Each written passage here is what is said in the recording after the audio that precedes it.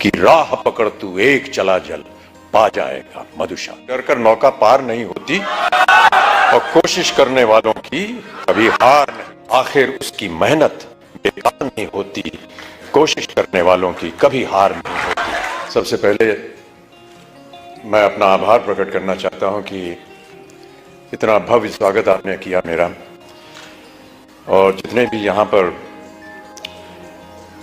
लोगों ने आकर के अपने भावनाओं को व्यक्त किया, उन्होंने बहुत सी अच्छी अच्छी बातें कही मेरे लिए।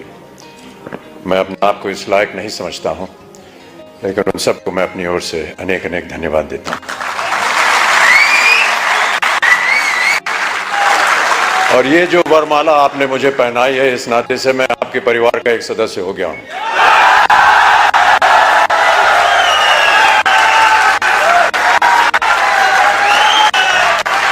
जितनी भी मेहनत आप कर रहे हैं, मैं ये वादा करता हूं कि उतनी ही मेहनत मैं भी करूंगा,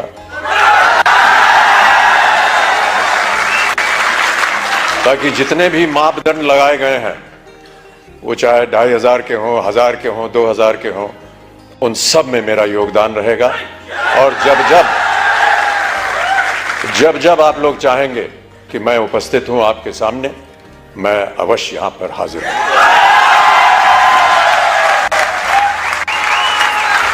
मुझसे कहा गया था कि जितने भी यहां पर लोग हैं उन सबको प्रोत्साहित करने के लिए कुछ शब्द आप बोल दीजिए।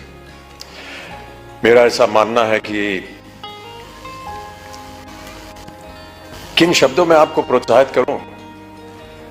जो आपको प्रोत्साहित करने वाले हैं वो आपके सामने यहां मौजूद हैं। एक विजन की बात की। बहुत कम लोग ऐसे होते हैं विश्व में जो दूरदर्शी होते हैं, और मेरी नजर में जो लोग दूरदर्शी होते हैं उनका सम्मान नहीं करना चाहिए, उन्हें ईश्वर जैसा मानना चाहिए। बात को भी मानता रहा, क्योंकि मेरे जीवन में भी कई ऐसे क्षण आए जहां पर मुझे संघर्ष करना पड़ा। कई बार हताश होकर के मैं पूज्य बाबूजी से, जब वो जीवित थे, तो उनके सामने जाकर के कहता था कि बाबूजी, जीवन में संघर्ष बड़ा है। तो उन्होंने बहुत अच्छी बात बताई। उन्होंने कहा कि बेटा, जब तक जीवन है तब तक संघर्ष है।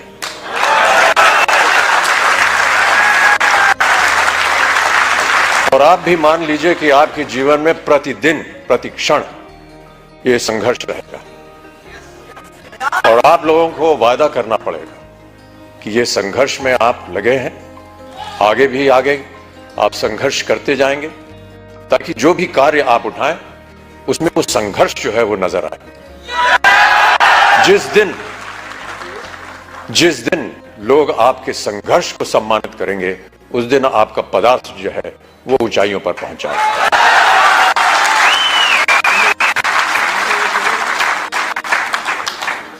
एक संस्कृत का श्लोक उन्होंने मुझे बताया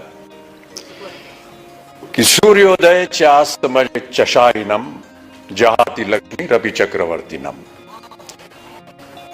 माने ये कि सूर्य उदय होने से लेकर के और अस्त होने तक जो इंसान सोता है, वो चाहे चक्रवर्ती राजा भी क्यों ना हो, उसकी धनराशि जो है वो गायब हो जाती है। तो सूर्य उदय होने से पहले आपको उठना पड़ेगा, तो आगे बढ़ाना पड़ेगा।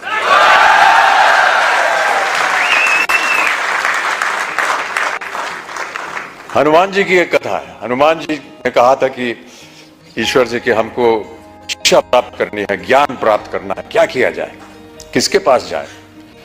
उनसे बताया गया कि आप सूर्य के पास जाइए। सूर्य देवता जो है वो ज्ञान का भंडार है, उनके पास आप जाएंगे तो वो आपको ज्ञान दे सके। तो हनुमान जी गए सूर्य देवता के पास। सूर्य देवता ने कहा, भैया मैं तो चलायमान हूं, चलता रहता हूं, कैसे तुमको शिक्षा दूंगा मैं? तो हनुमान जी ने कहा कि आप ज्ञान मुझे देते जाइए और चलते रहिए, मैं आपके सामने उल्टा होकर के चलूंगा, तो आप चलते रहेंगे, मैं आपके सामने उल्टा होकर के चलता रहूंगा और ज्ञान प्राप्त हो जाएगा। पहले मधुशाला की एक पंक्ति पढ़ी गई थी, समझ जाता हूं उसमें थोड़ी बहुत त्रुटियां थी, जो यहाँ सज्जन पुरुष आए थे,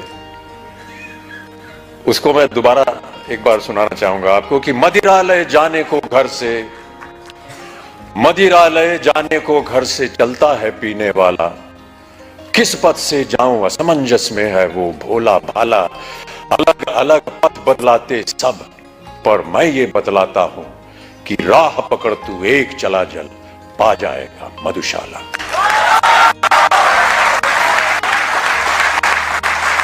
एक और बहुत सुंदर कविता है, उसके कुछ क्षण पढ़ देता हूं आपके लिए। यह है, लहरों से डरकर नौका पार नहीं होती और कोशिश करने वालों की कभी हार नहीं होती। नन्ही चींटी जब दाना लेकर चलती है, चढ़ती दीवारों पर 100 बार फिसलती है, मन का विश्वास रगों में साहस भरता है, चढ़कर गिरना गिरकर चढ़ना न अखरता है, आखिर उसकी मेहनत बेकार नहीं होती, कोशिश करने वालों की कभी हार नहीं होती। तो आपकी कोशिशें हमेशा बनी रहें, आपका सहयोग रहा है। जिनको भी आज पुरस्कार दिया गया है उनको मैं अपनी ओर से एक खास बधाई देता हूं और उम्मीद करता हूं कि इसी तरह हर कार्यक्रम में आपके साथ जब मैं आऊं तो और भी लोग पुरस्कार प्राप्त करने के लायक हों और मैं उनके साथ उन्हें पुरस्कार दे सकूं, उन्हें प्रोत्साहित कर सकूं। अंत में जाने से पहले बाबूजी की एक और कविता की कुछ पंक्तियां आपको सुनाना चाहूंगा। इस कविता का शीर्षक है अग्निपथ। अग्निपथ बाबूजी ने लिखी थी उस जमाने में जब भारत अपनी स्वतंत्रता के लिए